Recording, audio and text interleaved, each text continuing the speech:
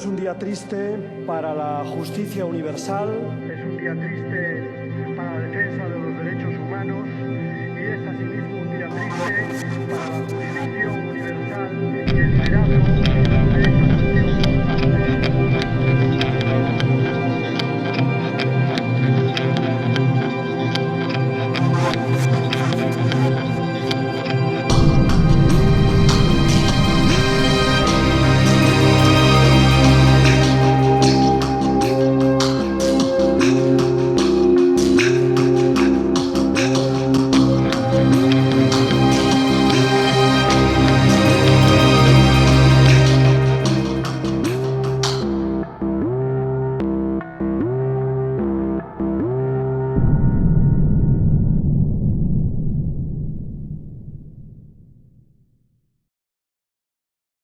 En el caso de la Flotilla de la Libertad hay una serie de ONGs a nivel internacional que se coordinan para llevar ayuda humanitaria a la Franja de Gaza, que se encuentra sitiada por Israel y por Egipto, cosa que la gente no dice.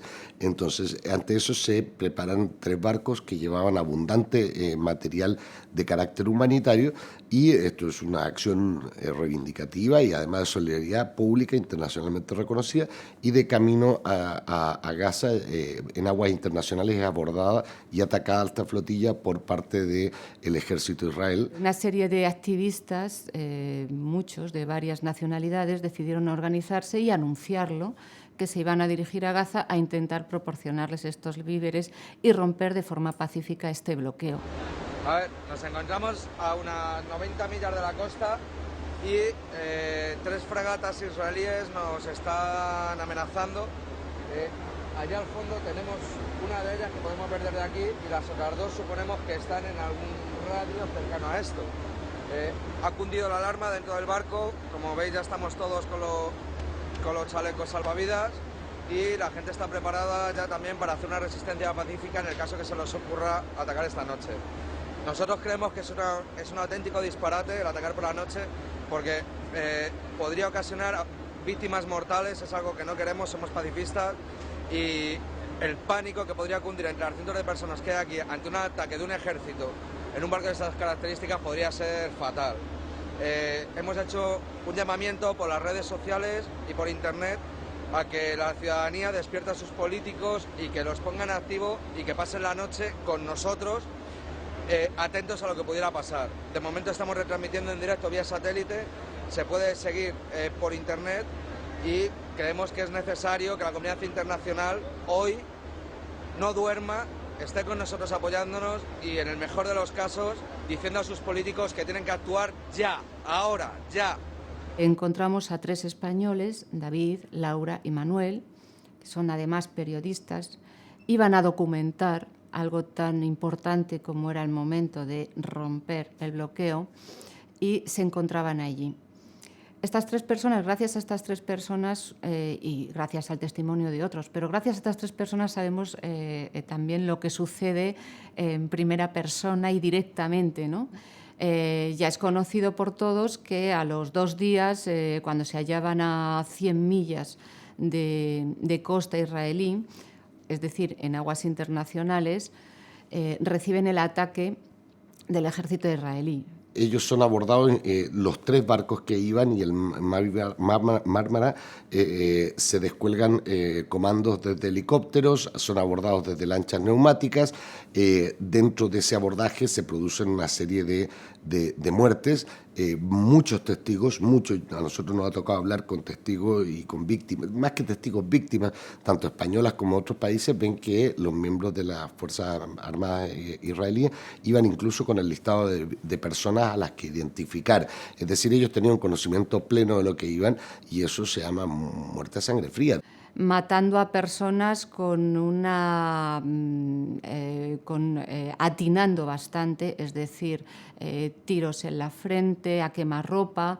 Más tarde, en Turquía, los médicos forenses que realizaron la exploración y la autopsia sobre los cuerpos determinaron que esos tiros, esos impactos se habían realizado a quemarropa, es decir, muy cerca. Aparte de esto, de estas terribles muertes, porque fueron a quemarropa de esta forma, el trato fue muy violento, fue ejemplarizante, de tal forma que se trataba de impedir un acto así. Y fue tan violento que aún identificándose como periodistas, quienes eran periodistas, o identificándose como diputados, quien lo eran, o de cualquier nacionalidad, no pararon en provocar la máxima intimidación y miedo en los activistas. Ellos no, de todas formas, intentaron defenderse cuando recibieron aquel ataque, pues tirando palos, sillas, lo que tuvieron a su alcance. Esto sirvió a Israel para luego decir que habían tenido que defenderse y por eso habían utilizado fuego real. La nave, la barca estaba llena de sangre en el suelo, tal cual lo describen estas tres víctimas españolas. Son muy descriptivos, de hecho son periodistas y ellos nos hicieron un relato de hechos. Se saltan todas las normas internacionales y se llevan a los supervivientes al Estado de Israel para después expulsarles como si ellos hubiesen entrado en Israel de forma ilegal. Evidentemente todo esto no es más que dentro de un ámbito de impunidad absoluta con la que opera Israel a nivel mundial, ¿no? Estas tres personas cuentan cuál fue su trato, el recibido por ellos, aunque siempre enmarcado en lo que el grupo vivió.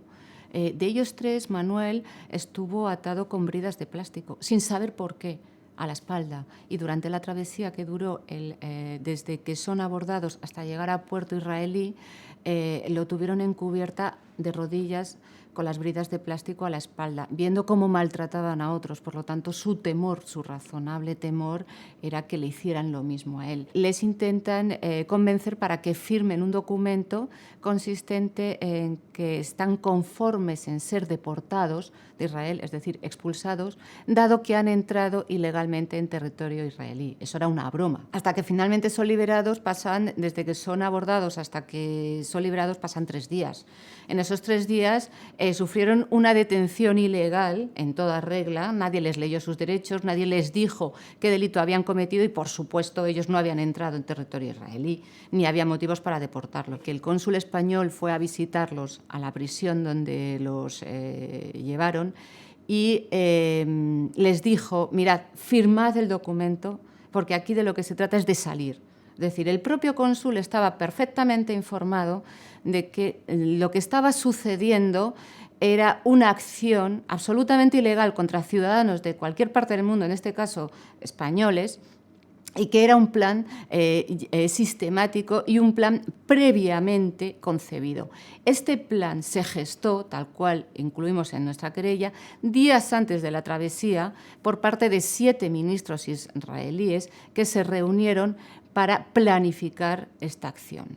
Por lo tanto, nosotros denunciamos en la querella la detención ilegal, los malos tratos vejatorios y, en resumen, esto enmarcado en lo que llamamos delitos de lesa humanidad porque atacaron la vida y la integridad física de las personas civiles en un conflicto entre Estados. El fiscal de la Audiencia Nacional, el fiscal encargado de Jurisdicción Universal, Pedro Martínez Torrijos, presentó un escrito en el que solicitaba al juez que elevase una opinión al gobierno para que el gobierno remitiese el caso al Tribunal Penal Internacional bajo el argumento de que España tenía jurisdicción subsidiaria a la del Tribunal Penal Internacional.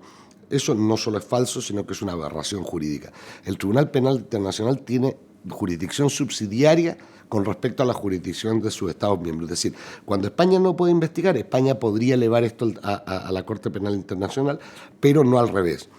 Ante el planteamiento del fiscal, nosotros hicimos un escrito, más que oponiéndonos, educando en lo que establece el Tratado de Roma, exponiendo los argumentos jurídicos, porque esto no es más que dar una patada hacia adelante al caso y de momento el juez tiene pendiente eso de resolución. Habiendo entrado ya en vigor la reforma, porque fue en su momento publicada en el Boletín Oficial del Estado después de la aprobación de todo el trámite, lo que hacen es España renuncia a tener jurisdicción sobre este tipo de hechos. Es decir, ¿qué es lo que España se reserva? Se reserva una jurisdicción muy residual individual para determinadas cosas que le puedan pasar al rey, a las autoridades en el extranjero y muy poco más, porque en el fondo de lo que habla, lo que va a quedar son determinados delitos cometidos fuera de España por españoles contra españoles. Trataremos de mantener la jurisdicción y las causas abiertas allí donde sea conveniente, por vía de planteamiento de cuestiones de inconstitucionalidad de la norma o por vías de recurso para llevar esto a Estrasburgo. De hecho, en Turquía se está celebrando, ya lleva tiempo celebrándose un juicio por estos hechos, y hasta el momento Turquía es el único país que ha asumido la responsabilidad de exigir responsabilidades.